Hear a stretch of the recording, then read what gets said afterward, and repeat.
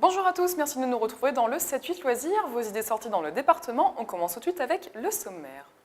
La fête du conte revient pour une nouvelle édition. Dès ce week-end, nous recevrons la responsable des médiathèques de Saint-Quentin en Yvelines pour nous présenter le programme jusqu'au 10 décembre. Entre fable et réalisme, la ferme de Bel-et-Bas propose Buffle, la vie de 5 jeunes buffles qui doivent affronter la jungle de la ville et prendre garde aux lions.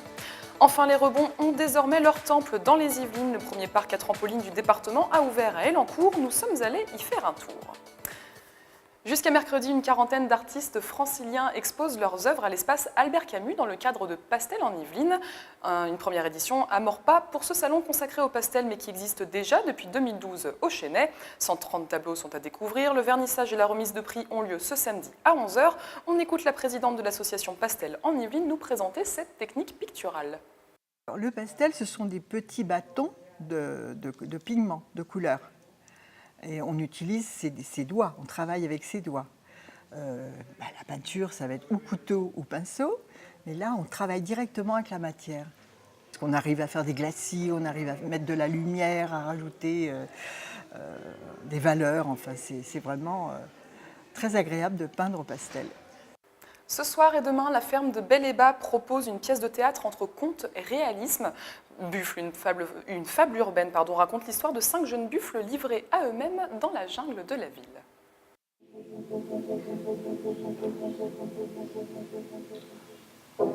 Max est mort quand il avait 8 ans.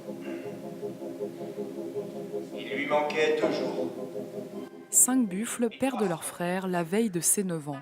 Alors qu'ils tentent de faire leur deuil, le père et la mère disparaissent eux aussi. Ils se retrouvent livrés à eux-mêmes face aux lions. C'est comment ces 5 enfants en fait, arrivent à essayer de s'en sortir suite à ces différents drames, comme les fables de La Fontaine, comme Ionesco, en fait, la métaphore animalière pour pouvoir parler mieux des humains.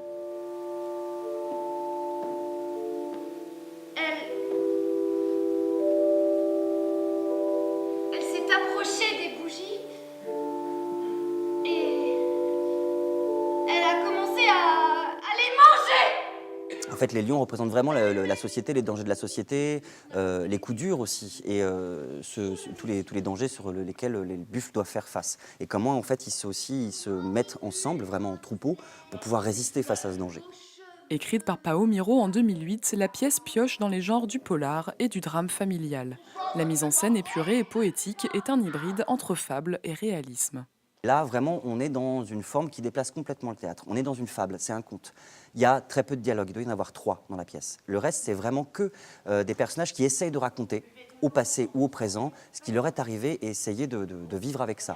C'est vraiment le souvenir, c'est comment ils arrivent à vivre avec ce souvenir, ces souvenirs difficiles. Alors, c'est pas dénué d'humour, hein. C'est une pièce qui est assez noire sur pas mal de choses, mais il y a quand même une vie extraordinaire. Et comme j'ai un travail de metteur en scène très corporel, c'est quasiment chorégraphique, c'est quasiment dansé en fait. 5 personnages pour 5 points de vue différents sur la famille et une morale à retenir. La jungle s'affronte difficilement sans un troupeau.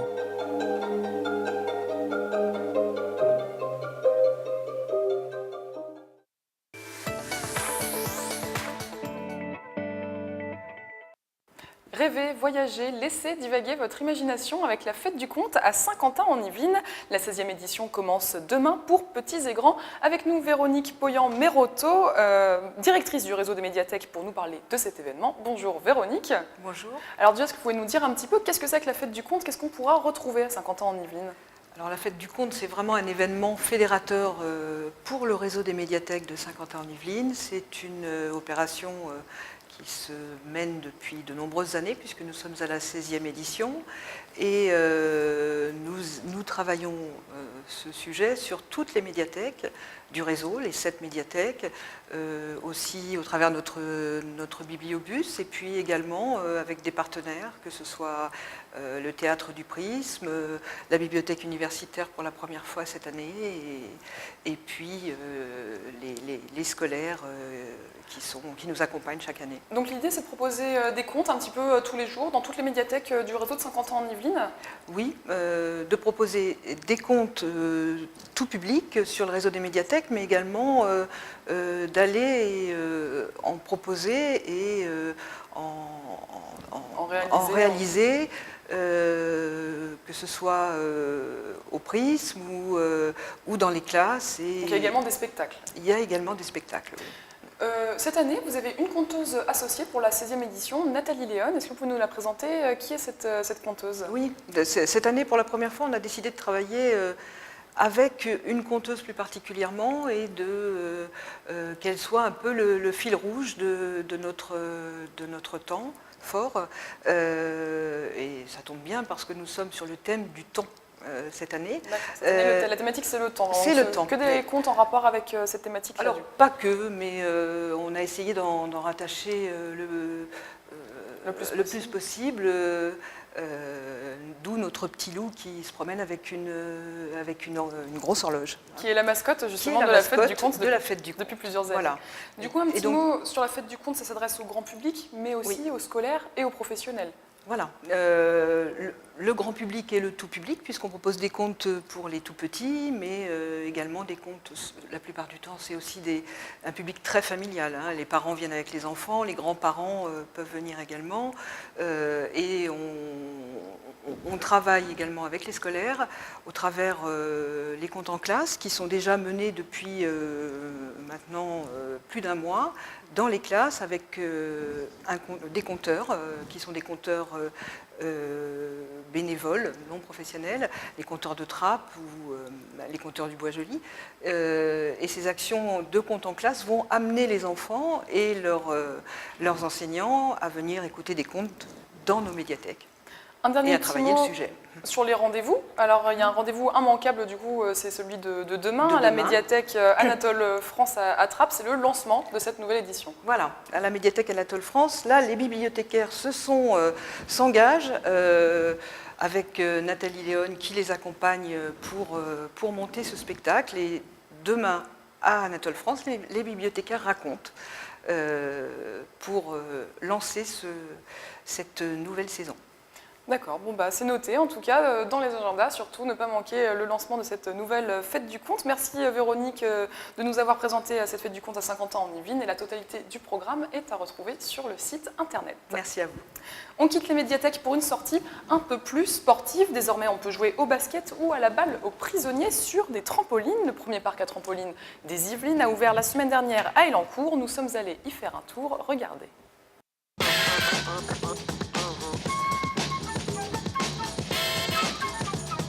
Smasher comme les grands noms de la NBA, sauter sur un mur et faire l'acrobate au Jump Park offre aucune limite. Ouvert depuis seulement une semaine, le premier parc à trampoline des Yvelines fait déjà des adeptes. Je suis déjà venue avec mon tonton et je trouve que c'est bien.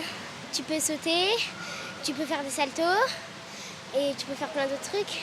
On attendait un centre comme ça parce qu'il fallait aller dans le 92 où c'est le premier en Yvelines, à côté de notre club, donc forcément ça attire les jeunes de notre club, ça nous attire nous. On a de quoi faire pas mal de choses. On a des éléments qu'on n'a pas dans notre club, donc ça nous permet pour nous de venir nous perfectionner. Amateurs et professionnels se côtoient dans cet espace de 1500 mètres carrés équipé d'une trentaine de trampolines. La mise en place a pris 2 mois pour pouvoir proposer différentes activités, balle aux prisonniers, dunk ou fosse à cube, un concept découvert aux États-Unis par le responsable. C'était une expérience, j'ai testé par hasard l'activité. On vient jumper entre potes, en famille. Physiquement, ça demande un minimum d'entraînement ou un minimum de physique. Donc effectivement, je sens que les gens ne s'attendaient pas à ce que ce soit si dur, mais sont très contents et en reviennent.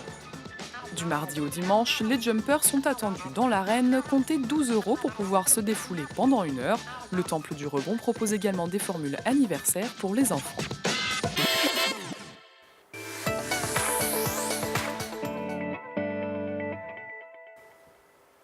Votre rendez-vous rendez-vous dédié aux juniors et cette semaine nous vous proposons une activité manuelle à faire en famille. Le 1er décembre c'est jeudi prochain et ce jour-là, n'oubliez pas d'ouvrir la première case du calendrier de l'Avent. Mélanie Poquet va nous donner des idées pour le réaliser soi-même. Bonjour Mélanie. Bonjour Camille, je ne sais pas vous, mais de mon côté, dès le début du mois de décembre, j'ai qu'une envie, c'est d'être le 24, parce qu'en général, le réveillon, c'est l'occasion de se retrouver en famille et de déguster un bon repas.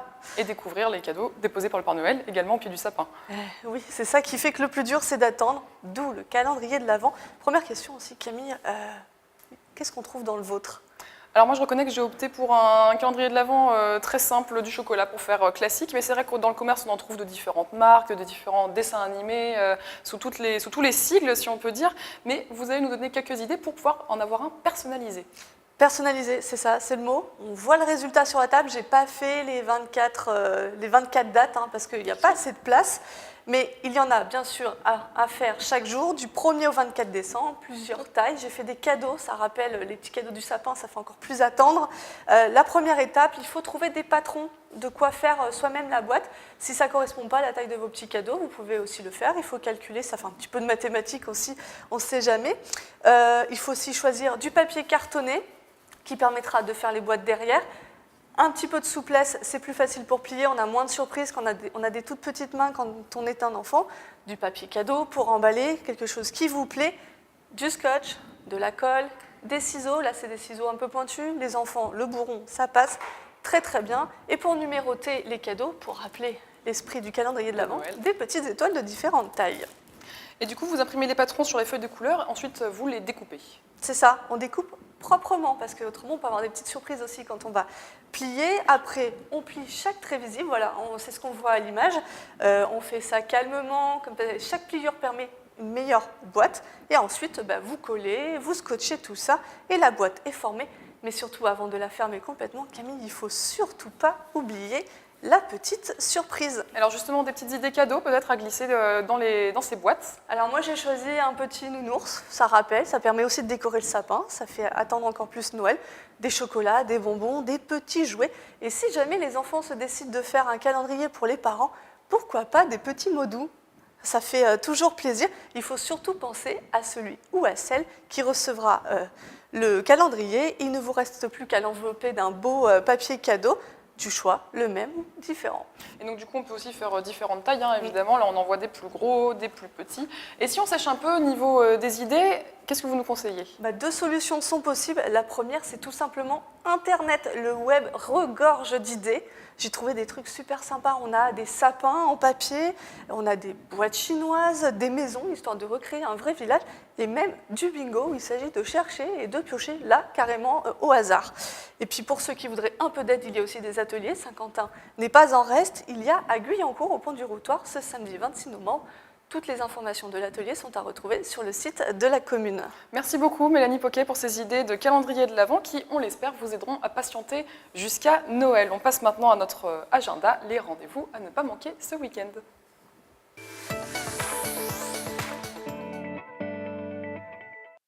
Ce dimanche, une Zumba géante est organisée à Bois d'Arcy. L'événement est organisé au profit de l'association Un Geste en Plus. Les fonds récoltés serviront à financer l'équipement de 2 personnes handicapées. La présidente de l'association nous en dit plus sur cette journée. On a donc 10 profs qui viennent. On a aussi créé un cours spécial à mobilité réduite, tout handicap confondu, personnes âgées, voilà, on l'a adapté pour eux. Donc ça commence à 11h30 jusqu'à 12h30. Donc ça, c'est vraiment un cours qui est peut-être un peu plus soft. Ensuite, à partir de 14h jusqu'à 17h, on a vraiment des cours plus intenses avec 10 profs. C'est la fin de ce 7-8 loisirs. Merci de nous avoir suivis. Je vous retrouve vendredi prochain pour un nouveau numéro. D'ici là, très bon week-end à tous.